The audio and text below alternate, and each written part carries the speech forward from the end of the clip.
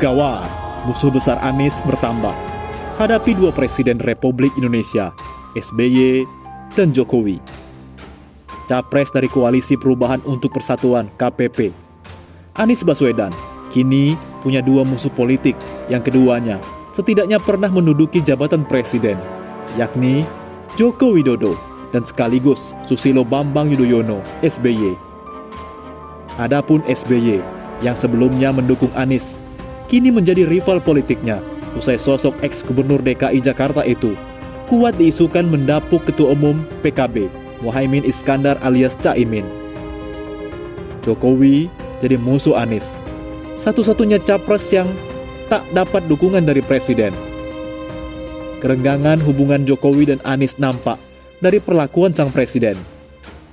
Adapun diketahui bahwa Jokowi turut memberikan dukungan ke Ganjar Pranowo dan Prabowo Subianto sebagai capres. Namun, beda kasus dengan Anies. Jokowi juga memberi pernyataan bahwa ia akan cawe-cawe di Pilpres 2024, sehingga sikapnya mengecualikan Anies dari pencapresan semakin nampak.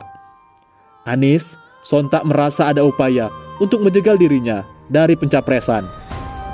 Kami banyak sekali menerima ungkapan aspirasi dan kekhawatiran. Ada yang mengungkapkan kekhawatiran penjegalan, kata Anies di Sekretariat Koalisi Perubahan untuk Persatuan di Jakarta Selatan, Selasa 30 Juli lalu. Anies juga membandingkan pemerintahan Jokowi dengan SBY kala masih dekat dengan sosok tokoh Partai Demokrat itu.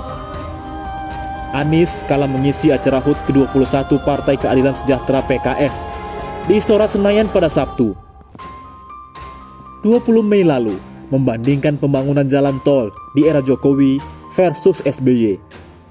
Saya bandingkan pembangunan jalan dengan pemerintahan lalu. Zaman Pak SBY, jalan tak berbayar yang dibangun sepanjang 144.000 atau 7,5 kali lipat, kata Anies kala itu. SBY kini dibuat kecewa atas sikap Anies pilih Caimin ketimbang Ketum Demokrat Agus Harimurti Yudhoyono (AHY) sebagai cawapres.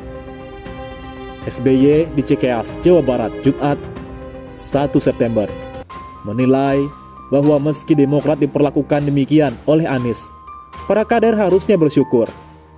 Meskipun kita dibeginikan oleh capres Anies dan mitra koalisi kita, tetapi sesungguhnya kita harus bersyukur. Bersyukur kepada Allah Subhanahu wa Ta'ala, bersyukur kepada Tuhan yang Maha Kuasa, tegas SBY. Sebab SBY menilai bahwa lebih baik Demokrat dilancangi sekarang ketimbang mendekati Pilpres 2024. Alasan saya pertama memang karena kita ditelikung dan ditinggalkan seperti ini sekarang.